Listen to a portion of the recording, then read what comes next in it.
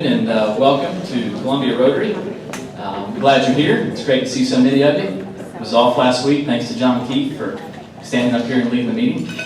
I do want to start today and just reflect on the events of the weekend in Orlando and just ask that everyone bow their heads as we observe a moment of silence.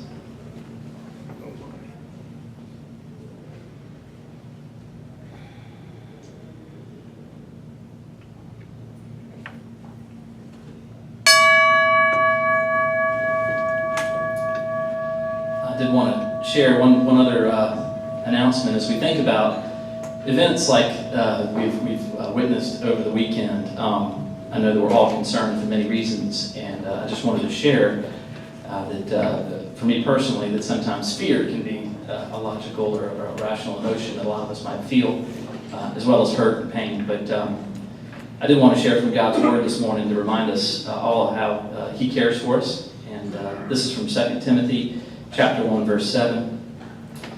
For God gave us a spirit, not of fear, but of power and love and self-control. So 2 Timothy chapter 1, verse 7. Keep that in your hearts and minds this week as we go forward. And we'll now sing our national anthem led by Audrey and Rusty.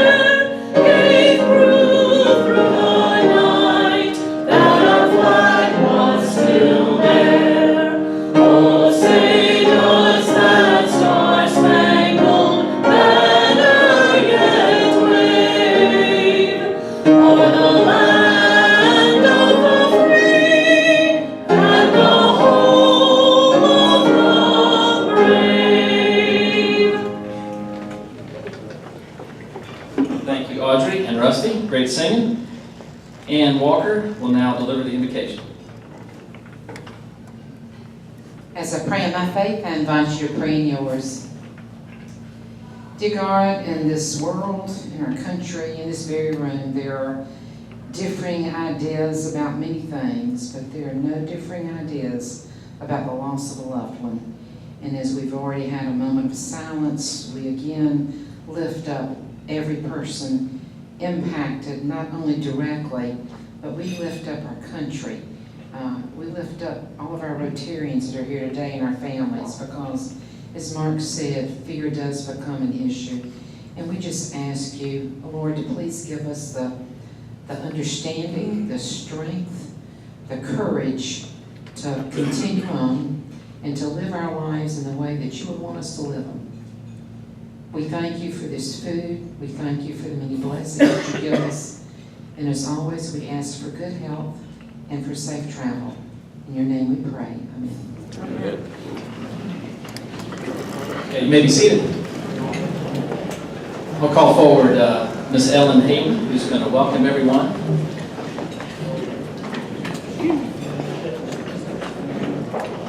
Thank you, President Martin. Good afternoon to all of you.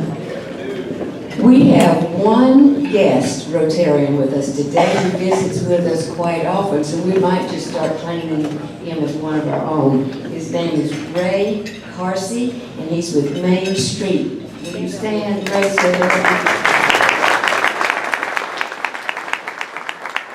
We welcome you back. And we have those of you who have guests. Will you stand, and Beth Irick will come with the microphone and ask your guests to stand and introduce them, please.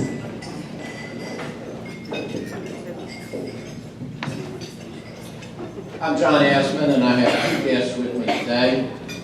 Closest gentleman to me here is Bruce Lott. He's retired from the law enforcement community here in Richland County.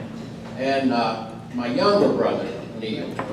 I only have one brother, but he's made sure I would point out Houston Younger Brothers. Mom always said that she liked me best. Welcome here. I'm Bob Crutchfield. I have Steve Elliott. Steve is previously the Chief Financial Officer for a company called Pricing Insurance, which is a Medicare Medicaid fraud investigative type company. He's currently in transition. I thought I'd bring him to us. Welcome, Steve.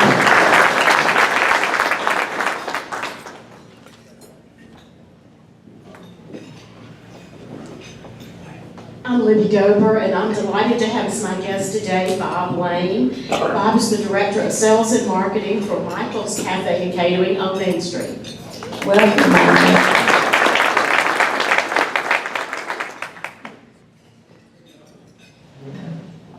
I'm Linda Carpenter, and I'm delighted to have a brilliant young attorney in town as my guest, Josh Posick, who also happens to be my law partner and my son.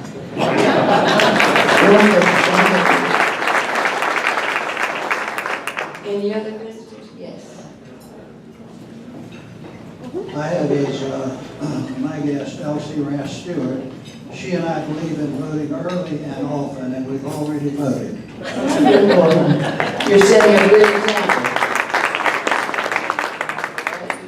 We always enjoy having you, Elsie. Thank you, Beth.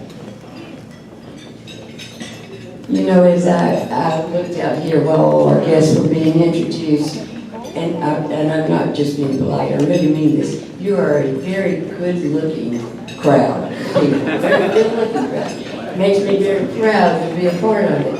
But I wanted to, it made me think about how my grandmother would always say, now, you look pretty, just be sure your behavior matches the way you look.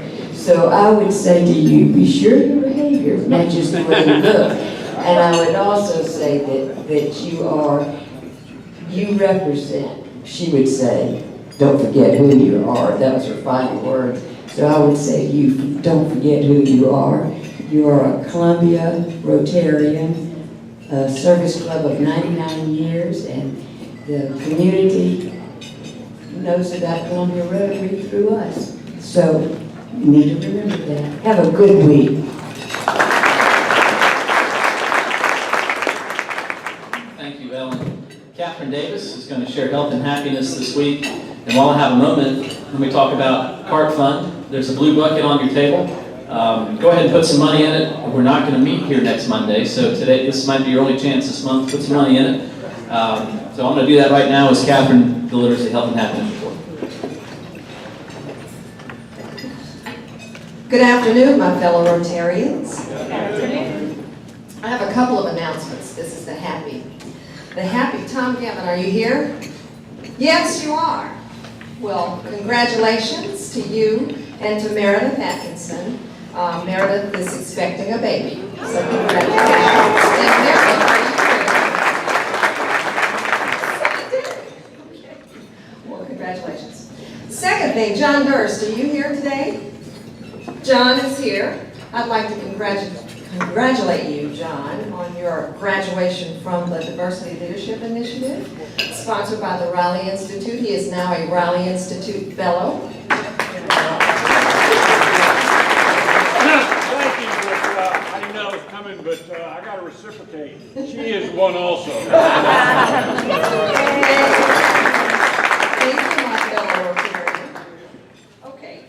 On to, I think everybody has spoken a bit about the events that happened over the weekend, but I just think we're all moved by them, and since Sheriff Lott is our guest speaker today, I just had a point of view that I care to share. So, I am here with a heavy heart.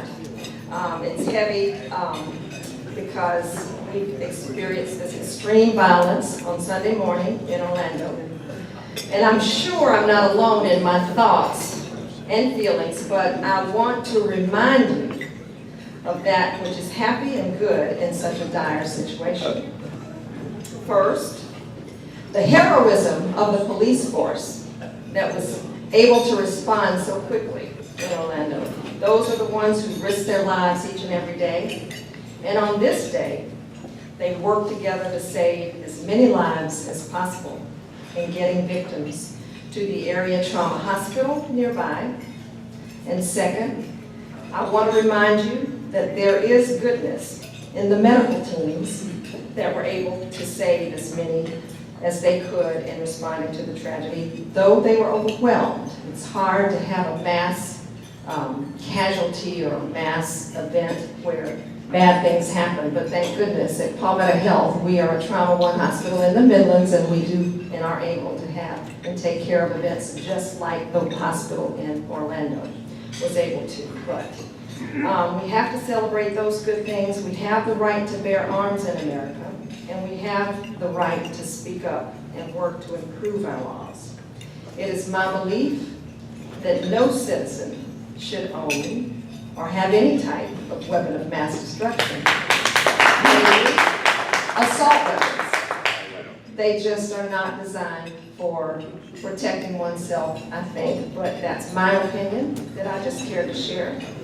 And as long as criminal-minded citizens are able to have more firepower than our police force or any of us, we'll continue to have events just like we had this weekend. Our police force here, they're talented, they're specially trained individuals that work to keep us safe by risking their lives, as I mentioned, each and every day. And we should all celebrate them and thank them. And to our speaker, Sheriff Lott, I applaud your leadership, your commitment in making our community a safe place. I worry about the fairness of it all, however, because how can the fight be fair, knowing that access to such assault weapons is so prevalent? What happened in Orlando can happen anywhere in America, as it has, and it's scary to think that such an act could happen here in Columbia, but it can.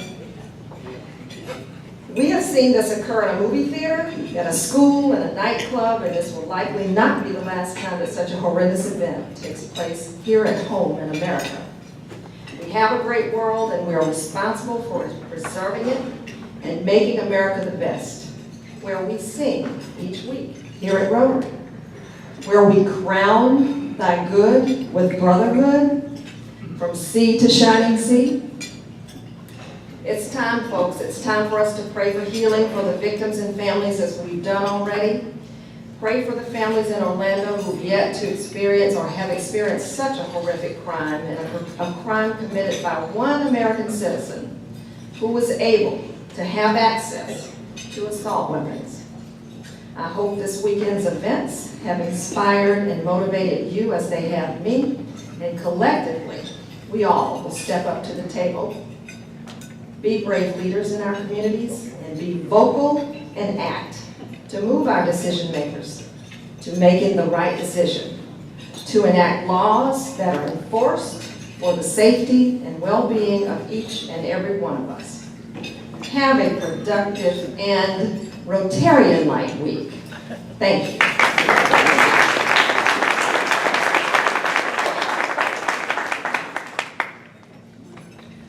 One additional announcement, Paige Bowman Carton, daughter of Mariana and Walt Carton, was born Friday. June 10th, I hope, not July 10th. We're not there yet.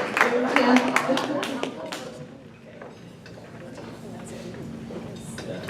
Exciting time for the Cartons. That's their third child, I believe. I have an announcement to make before we get started with Sheriff Lott. And Robert Goings does as well. But I wanted to share with you all a recent decision by your board that affects all of you in the room just a little bit. We discussed recently at our May board meeting the Rotary dues that you're paying. You pay the Rotary dues twice a year. It's a semi-annual $60 billing that you receive. It goes to have you as a member of the club here, as a member of the District 7770 and the Rotary International organization. So after examining all the expenses associated with the membership here and the other two organizations I just mentioned, we've determined that it's not enough to cover all the expense associated with it. So the dues are going up by about $10 twice a year, so from 60 to 70. You'll be seeing that on your next dues invoice. And again, I think it's a small increase, but this is the first time in my 9 or 10 years at Rotary that we've had a dues increase. We did have a meals increase a few years ago, but first time we've actually had to pass along a dues increase. But that's where we are. So I want to share that with you all, so you're prepared for your next billing. Also wanted to share that we have a lot of good news and things to share. Our membership growth has been tremendous this year. We have inducted 31 new members into this club, and it's a reason to celebrate, and part of the reason we're getting together next Monday. To hear more about that, Robert Goings is going to come to the podium and tell us about the party. Thank you, President Mark. I want to remind everybody that we will not be meeting in this room next Monday. Our meeting next Monday will be in the form of a cookout at the Gregg Park Clubhouse from 5 o'clock to 7 o'clock. Jesse Bullard from Southern Way and I will be manning the grill, and Southern Way is going to be providing all the fixings and the sides. It's going to be a lot of good food and good times to celebrate what a wonderful Rotary year we've had. Mark, your fine, wonderful leadership, and then the next Rotary year to come with John. For those who have not been to the Gregg Park Clubhouse, as soon as you go into Gregg Park, right off Forest Drive, the clubhouse is on the left. There's a decent sized parking lot right there beside the clubhouse. If anybody needs handicap assistance, there are several handicap accessible parking spaces. I'll also be in the parking lot helping folks get in and out of the facility.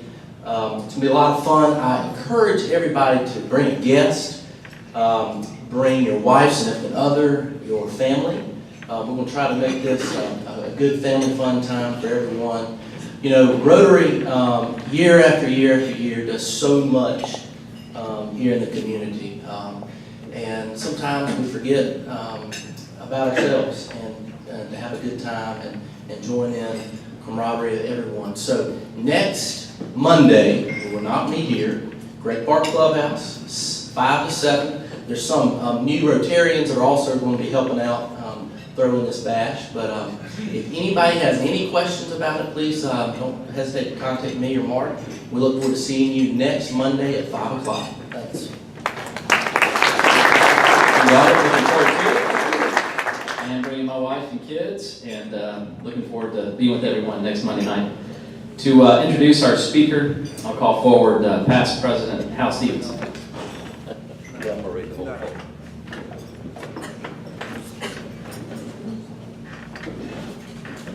Good afternoon, everyone. Before I introduce our sheriff, I wanted to make an announcement that a couple of our members have won awards from the Community Relations Council. Some of you new folks may not know Henry Baskin, who is in our club. She's not here today. Well, we have our annual fundraising luncheon next Wednesday, June 22nd. And we're going to be honoring at that the Bates Jones Award given for exceptional philanthropic contributions to the Midlands community and commitment to diversity within its organization is going to Palmetto Health. Our own Regina Brown, congratulations, I guess you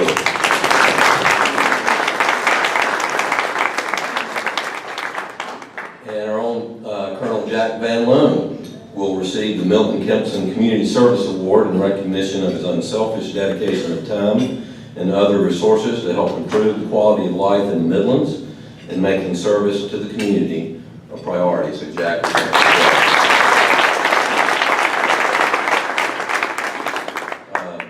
I'll serve on that board. If any of you guys are interested in coming to that lunch next week, just send me an email, but next Wednesday.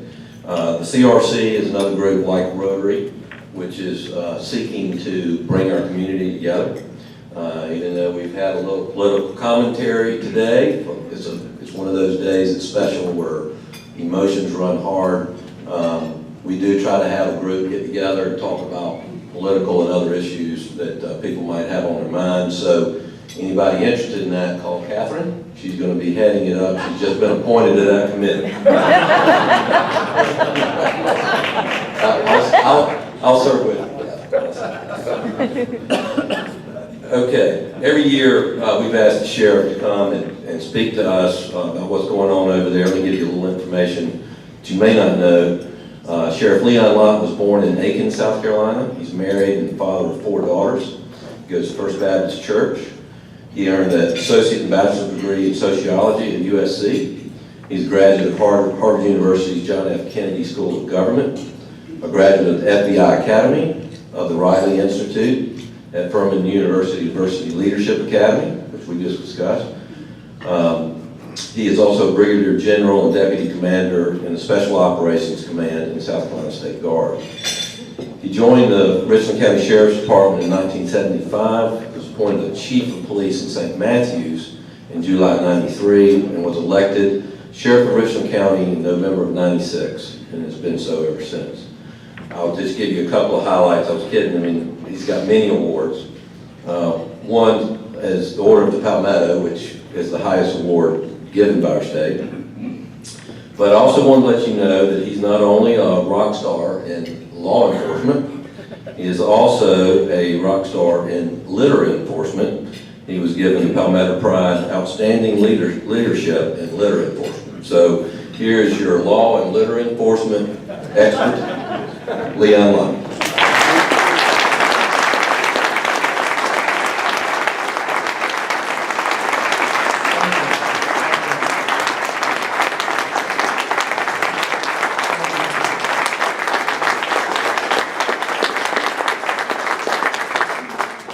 Thank y'all.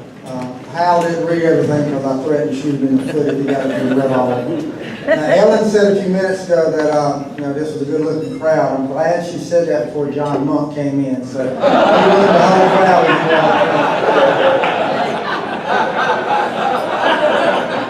I'll have a bad article in the paper tomorrow. I can see it already. I do want to talk about Orlando. Some things that I think we don't think about, maybe get y'all thinking a little bit. Right now, somebody ran through that door with a gun, what would you do?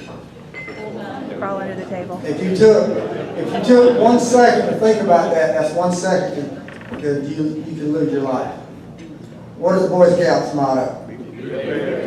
We're not prepared. Americans are not prepared. We all think that it's not going to happen with us. We think it's not going to happen where we go, where we spend time, where our family's at, and we're wrong. It can happen anywhere, anytime. I was privileged to the list today of the places that the terrorists had researched, that he went and did surveillance on, and it's places that every one of us in this room has been to. They're not here in Columbia, but it's places that we've been to, that he looked at as targets. Anybody in this room could have been where he was at when he struck. But we're not prepared. We don't think it's going to happen, and that's one of the biggest mistakes that we make as Americans is we don't think it's going to happen to us. And we have to realize it can. Orlando, San Bernardino, Boston, those places are no different than Columbia, South Carolina. It could happen here just as well as it could happen anywhere else. And we have to be prepared.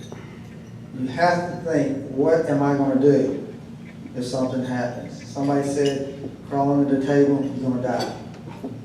You're going to die. There's 2 things you can do, flight or fight. You either got to get the heck out of Dodge or you got to make the decision to fight. Now, I venture to say probably not anybody in this room came in here and looked around to see where your exits are.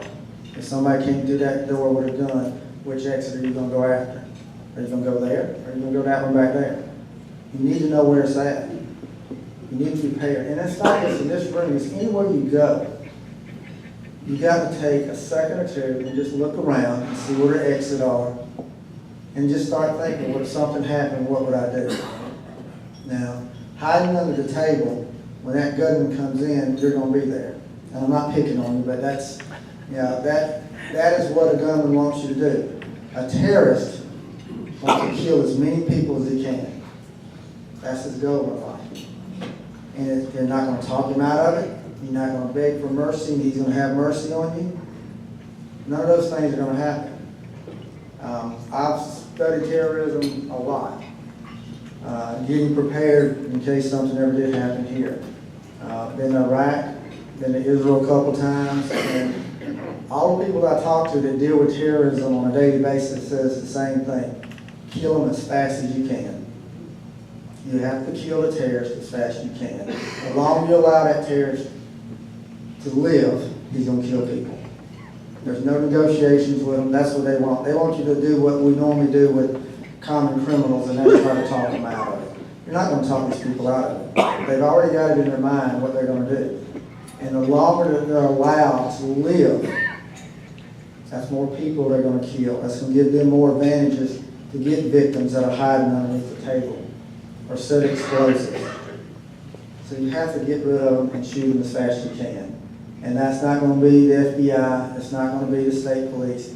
It's going to be the police officer and deputy sheriff. It's going to be your first responders. The ones going to have to go in, and they're going to have to take care of it. And if you don't think we're at war, then you got your head buried in the sand. We are at war. We're at war with terrorism. We have to be prepared.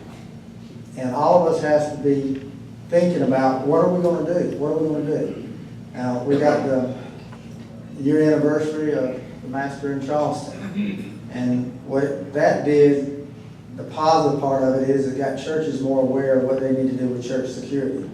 So our goal in the last year has been to go to every church in Columbia and do a security survey for them, give them a security plan, help them develop some things that they can do internally, but also externally with law enforcement. And we've been very successful with that in getting that word out. And we try to do it with businesses. We try to do it with companies. You know, we hear about active shooters. We have an active shooter program that will come. It doesn't matter if you got a company of 1 or 10,000. We'll come and give you this active shooter training. You have to get in your mindset what you're going to do and how you're going to react to it.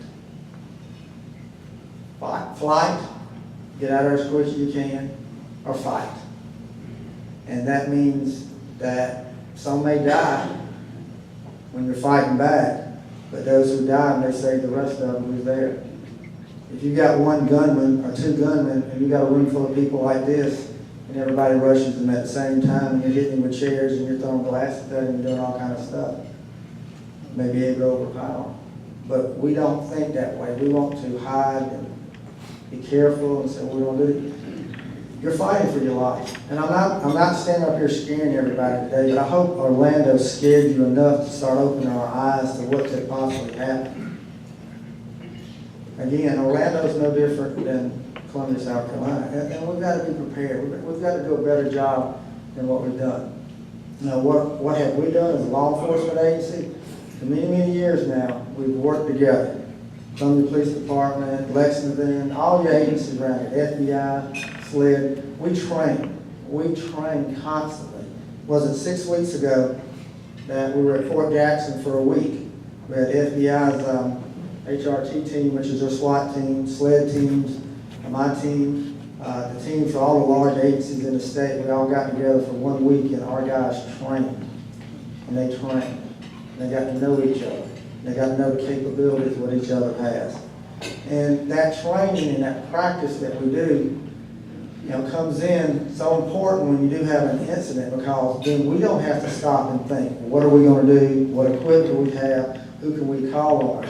We automatically go into action. Well, seconds, not minutes, seconds are so precious when you have something like this going on. Because lives are taken in seconds. It's not minutes, it's seconds. If anybody's ever went out and shot guns, you know how fast you can pull a trigger to a gun. And just think, that's only seconds to take. So as law enforcement agencies, we know that we have to respond very quickly. All of our deputies and police officers, they have equipment, they have the training. In the old days, for Columbine, you just sit back and wait till a SWAT team rolled in. Well, we found out in Columbine you can't do that, because while you're waiting for the SWAT team to come in, kids were dying, people would die. So you've got to react. That first responders on the scene, you've got to be prepared to go in and do something. And that's why we do what we call active shooter training. Not only we do it with civilians and citizens, we do it ourselves with our deputies. We have to train our deputies how to respond, and then they have to have the equipment. Every deputy at the Sheriff's Department not only equipped with their pistol, but they also have a shotgun, and a large amount of them have rifles also. You have to meet force with force. It's always better to meet with more force than what the bad guys have got. And that's what we try to do. You know, since Ferguson last year, a lot of talk about military weapons that law enforcement has and how, you know, we don't want a military type force, but we're at war. And it's no different if we're in Iraq or Afghanistan. These people that we're fighting, they're just on our soil. So your law enforcement agency have got to be prepared, and they've got to have the equipment too. And we make sure that we get the best equipment. And, you know, it's expensive. So I don't want to buy it because I'm cheap. So we get it from the military. The military is one of our best partners in providing us the type of equipment that we need. After Ferguson, we did lose one piece of equipment we had. We had an armored personnel carrier, an APC. And they recalled all the vehicles that had tracks on them. They didn't have wheels, it had the tracks. So we had to give that up. But that didn't hurt us because we already had an MRAP. We have an MRAP and we have an armored car. So to use a piece of equipment like that we have, we're not going to be without. That's one of the things I think is my responsibility as sheriff, is to make sure that I do every single thing that I can to protect you. And I'm not doing my job if something happens and I say, well, we can't do this because we don't have that piece of equipment. That's on me. And I'm not going to have people's lives on my conscience because I didn't do everything that I could have done. So we go out, we get the military equipment that we can, we train on it, we work with everybody that we can. You know, if an incident happened that was on the scale of Orlando, you wouldn't just see the Richland County Sheriff's Department respond. You got the City of Columbia, Lexington would be over here. You know, SLED and the FBI would get there later, but you had your local agencies who were going to get there and they're going to get there quick. And talk about the hospitals, we train and practice with the hospitals too, because we know in a mass casualty situation, you've got to be prepared to get those injured people away from that scene into the hospital medical attention as quick as you can. I'm very fortunate that our SWAT team has 3 medical doctors from the emergency room at Richland that are part of our SWAT team. They're trained, they have law enforcement duties, but their full-time job where they make a lot of money is as a doctor. But they're on our SWAT team. So when they go in with the entry team, then they can address the injuries that we've got very quickly. And I think that allows us to, if something happens, to be able to save lives and get them out quick. We have a lot of medics that are EMTs within the Sheriff's Department is trained, but we also have EMTs that work out in the community that are part of our team also. We realize that when we go in, it's not just the bad guy we have to deal with. I don't care if he gets killed, he can lay there and die, as far as I'm concerned. It's the good guys that we have to make sure that if we come across some victims, we got to get them out as quickly as we can, but get them medical attention as quickly as we can. So that's why we made a huge effort to make sure that we have the medical profession part of our SWAT team and when we respond. But our training, our equipment, and just the mental state, we have to train our people also to be mentally prepared to go in these type of situations. Be prepared to know that you're not going to talk that terrorist out. There's nothing you can say that's going to change their mind. And so you have to be prepared and you have to get the mind of a killer. And we teach our deputies that sometimes you have to be peacemakers and sometimes you have to be warriors. And in situations like that, you have to be the warrior. And you have to go in and do what you have to do. And that's different than normal police work. You know, normal police work, you want to talk people out of situations, get them to lay their gun down, be able to negotiate with them. You can't negotiate with terrorists. You just can't. It's been proven time after time you're not going to talk them out. That is their mission, is to kill as many people as they can. That's what makes them a martyr. That's what makes them famous. So you've got to go in and do. So we have to train our people to do that. But we also have to train them in that distinction that you can't be the warrior all the time. If I stop Lieutenant Governor for speeding, I don't want to be a warrior when I walk up to his car. I want to be a nice guy. But if he's a terrorist, then I got to be the warrior. So they have to understand there's a time for being a warrior and there's time to be that peacemaker. And we train them on that. And we forget a lot of times that these police officers, these EMTs, all the public safety, they're human beings. Every one of those officers and first responders in Orlando are gonna have to deal with what they saw mentally. And it will impact all of them. We have seen that in Virginia Tech shooting, when the officers went in and, 37 bodies they had to deal with. A lot of them left the job because of that. And I realize that we do a pretty good job after somebody's in a critical incident to help them through it. But last year, I was actually on a plane going to Army War College, and I was reading a book, and it just struck me, why don't we do some pre-PTSD training? So I had Jeff Albert from the University of South Carolina do some research. There's not an agency in America that does any of that training. Or we all do it after somebody's involved in it, but we don't train an officer. When you're in a critical incident, you see death, you get shot, you have to shoot somebody. These are the emotions you're going to have to deal with. This is what's going to happen with you. These are feelings you're going to have. And so we developed, I took 5 of my officers that had all either been shot or lost an eye when they got shot. They had to shoot somebody. Had one that watched a suicide and 30 days later had to shoot a bad guy. Ones who had been through this and who had problems struggling with it and still continue to struggle with it. And I said, I brought them in, we brought other experts in, and I said, all right, we needed to develop a training program on how to help our deputies, the new deputies and the older deputies, before something bad happens. So we developed this curriculum, and now every deputy goes through it. We've been doing it for about a month now. And one of the amazing things to me is that I get an evaluation form on the class on all of them. And one of the questions is, have you ever been in a critical incident? 99% of them has already put on there that they've been into something. They've seen babies die. They've seen bodies mangled from wrecks. They've been shot at. Almost every single one of them has already dealt with it. And so that tells me we've got a lot of work to do because these people are already suffering.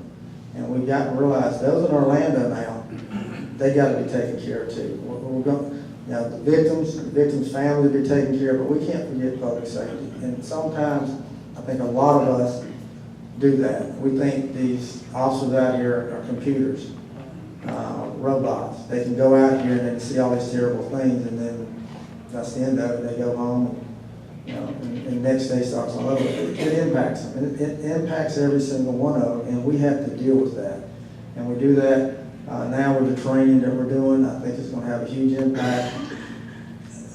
I didn't think it would be that big a deal once state newspaper did write a big article about it. From then on, it's kind of taken off, and we've already been contacted by the Army and National Institute of Justice, the Justice Department. They all want to come and look at our program, and so hopefully this will take off and go across the nation. So, unfortunately, being a cop for 41 years, I've seen other cops, other deputies that have lost their life, lost their careers because they didn't have anybody to take care of them after they were involved in a bad incident, when they had to shoot somebody or when they shot somebody, and they didn't get the help that they needed. And we've changed that. That was one of the things I said, if I ever got elected sheriff or chief or something, I'd make sure that we took care of people when they were involved in a bad situation. It happens every day. You see it you see it in our community. We lost 2 police officers last year in October, Forest Acres in the city of Columbia. And it's a healing process. It is a huge healing process that we all have to go through when we deal with something like that. I know some people in this room has been in the military and they've been in battle. They've been exposed to bad things, and I venture to say every one of them will probably say the same thing. It impacts you. It changes you. And if you don't address it, and you don't admit it, and you don't get help, it could destroy you. And my job is to make sure that we don't lose any deputies or police officers because we didn't do what we needed to do. But if there's anything that you take away from what I've said today is start thinking about being prepared. What would you do? What would you do if you're in a movie theater and somebody starts shooting? Where are you going to run? What are you going to do? If you're at the ballet, what are you going to do when somebody comes in and starts shooting? Are you in this room? Or are you at Disney World or other places? Start thinking you need to be prepared. It's not just you. You need to do it as a family. You have to get your family prepared also. We can't leave our kids out because our kids are probably the biggest threat that our terrorist is going to go after. There's nothing that instills fear more than kids being killed. And people say, why do I have 87 school resource officers and a school resource officer in every school? Is because that deterrent can keep somebody from going into an elementary school and start shooting.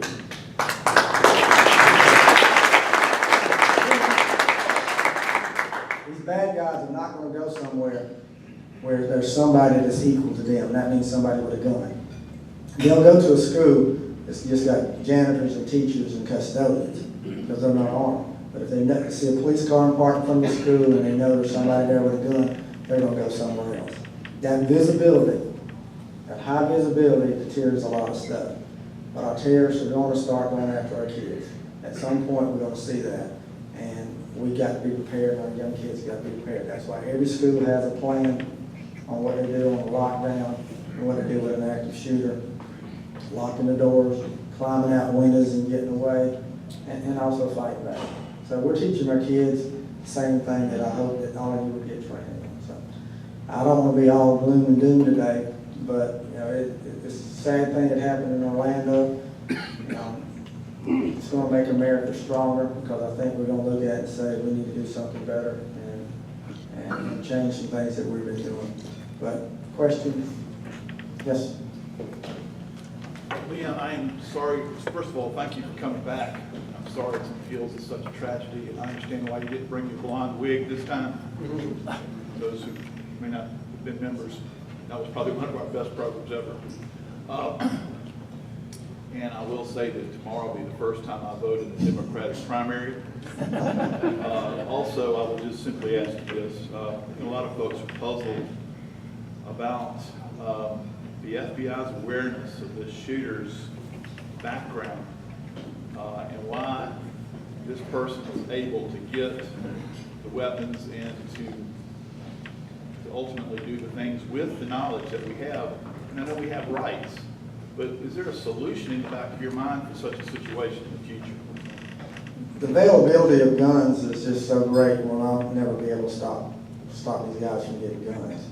Now, there's no doubt in my mind, and I've already seen some stuff that's come out today, the FBI has got to reevaluate when somebody calls in and says that I work with so-and-so or I live with so-and-so, and they're starting to get extremist ideas and do things. You know, you're going to have 100 people now stand up and say, I knew he was going to do it. I watched him, he's saying these things. You know, we'll hear all about these tips, but not everybody calls. You got to call when you see somebody doing stuff like that. And the FBI, which is the lead agency on that, I think you're going to see some changes in them. You know, we just can't swoop down and scoop up people in America and throw them in a jail and hold them for no reason. But we also got to protect American citizens. So that's a fine line that we've got. And we need to really closely examine that fine line and make sure that we're doing everything that we do. In Columbia and South Carolina and other places, FBI has what they call the Joint Terrorism Task Force, which is FBI agents and local agencies that form a task force that responds to any information we get about terrorism. I have somebody assigned full-time to that task force, and so does the city of Columbia and Lexington. We all do. And so it's not the old days where the FBI kept everything secret. Now everybody shares information. I got a ton of stuff this morning that was official documents that the FBI through JTTF has already put out, letting us know. Those of us has a certain clearance, we can see some of the things that went on in Orlando and some of the pre-stuff and also post stuff that happened in there. But to answer your question, yeah, we got to do better. We got to do better on that. Leon, can I ask you a question Yes, about ma'am. assault rifles? I'm trying to get in my mind, I know we've had a discussion with other people, if there's a security guard, which we don't have out here, but if there was a security guard like there was in Orlando, maybe they weren't at the door, but if they were there, how does somebody walk in with an assault rifle? Because aren't those things pretty big? Number one, and number two, is there any reason for anybody other than law enforcement to have assault rifles? Well, the one that he had I hadn't seen a picture of it yet, but it's not that big. It it wasn't a big rifle, it was a smaller type of assault rifle. So I haven't heard yet how he got it into the club. You know, assault rifles are exactly what they mean, they're assault. They're not personal defense. Best personal defense weapon you can have at home is a shotgun. Go buy a shotgun if you want something to protect your home. But you know, assault rifles is actually what they mean. They're used to assault stuff. It's not a personal defense. But again, we live in America and you have a right to have those guns. And even if we stop selling them today, there's so many of them out there. It's not going to prevent anything. Plus, a terrorist is going to get his hands on them. We can't stop them. They're going to get their hands on them one way or another. Do police have them? Yeah, we got them. Well, maybe security guards need to start carrying assault weapons. And I guess, FN manufacturing, I know a lot of people don't even realize they're here. They had the #1 contract with the military for automatic weapons and all kinds of assault weapons. They're a great neighbor to us. They take care of us very well. We have all the up-to-date weapons you can get, and we work very closely with them. So if I ever got in my car, I could probably hold off an army for a while. And our deputies are like that too. We've got stuff. If we need it, we got it. Yes, sir. Appreciate your message and what you do. Follow up on your message about fight or flight, and we know where we could run to get out of the door. But it makes me think, I kind of subscribe to what's been said, that we're at war against terrorism in whatever form it takes, a random shooter such as this. So in the previous generations, citizens stepped up and participated in the war effort in different ways. And it goes to your point, I think, of having a readiness. So we have a readiness of where to get out of the room. But I would say, other than your holster with your... How many concealed weapon permits we got in the room? Yeah, how many weapons? See, so do you want to include maybe in your message, not just the corporations, restaurants, to learn about an active shooter response, but what about the general public that gather and clubs? Could they have, are we going to get to a point where we're comfortable talking about, okay, where are we going to place our concealed weapon holders in the room? It's unthinkable that it would happen, but how should we prepare as a group for that? Well, you know, you saw how many guns we got in this room. So if somebody came in shooting, I'd hope all y'all who didn't would go that way and the rest of them would start shooting that way. We do. We have to get prepared. And we have to realize that everybody's got to get prepared. And if there's a group that goes out together and somebody's got a concealed weapons permit, you almost got to designate that person. That's going to be the guard. That's the one that's got to look out and do. Let me get this one over here. Thanks, Sheriff Lott, for your service. We appreciate you. And thank you, Catherine, for your comment. I don't believe that any American needs to have a gun that's designed to kill people. You know, if we need something like that and we want to shoot 15 deer at one time, that wouldn't be very fair either. So, but one thing I did want to ask you, Sheriff Lott, is there any kind of a national initiative, maybe to have some kind of plan in businesses where there may be a weapon that's available, you know, behind a coded box or something, that if something happens in that building, someone could go get a gun from there and an alarm is activated and everyone knows what that alarm means. That means get away. Yeah. You know? Do we have anything like that? Yeah, that's part of the presentation that we give. We give it to churches. You go to First Baptist Church and every preacher, deacon, and trustee there's got a gun. Because they went through our courses and stuff. And you know, we teach businesses about active shooter training and how to be prepared. And that's part of our training is, okay, who has a concealed weapons permit? Who has past military experience? Who's an ex-cop? And you designate those people as the ones, okay, that's who's got the gun, that's who's going to do this. So yeah, that's part of our training. Thank you. Last question. Okay. Last question. I guess when you go through these things we've gone through in the last few years, it's all. Can't hear you, Bobby. The question that keeps coming up in my mind is, in your opinion, can we continue to have a democracy in the way in which we have become accustomed with what's happening in the world today? Yeah, I think we can. I don't think we need to give up democracy, but we just gotta get tougher. We gotta get tougher and realize that we are at war, and we need to act like we're at war, and we cannot live by fear. The terrorist's biggest weapon is fear. And look what have we done all day today, what have I done? We've talked about Orlando. All people are scared. Every minute that we talk about it, and we're all like this, the terrorist is winning. So we can't allow them to win. We can't live in fear. We got to get stronger, get meaner, and get madder, and we got to fight back. That's right. That's what we got to do. That's the only thing the terrorist knows is force with force, and we got to put some force in it. And that's with your local people with us, and that's also with your military and your government. We got to go back and strike them where it hurts. And they hit us, we need to hit them twice as hard. So, thank y'all.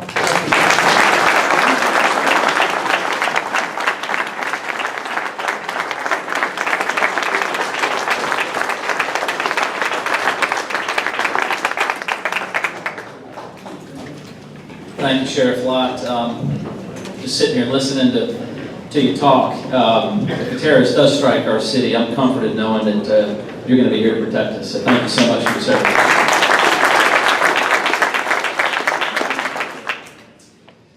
Okay, so what's coming up? We know about the cookout next Monday night, 5 o'clock, Drake Park. And President-elect John Backus has a quick announcement. But let me remind you all that for the last 12 months, he's been the program scheduler. He's done a great job. Let's give him a round of applause.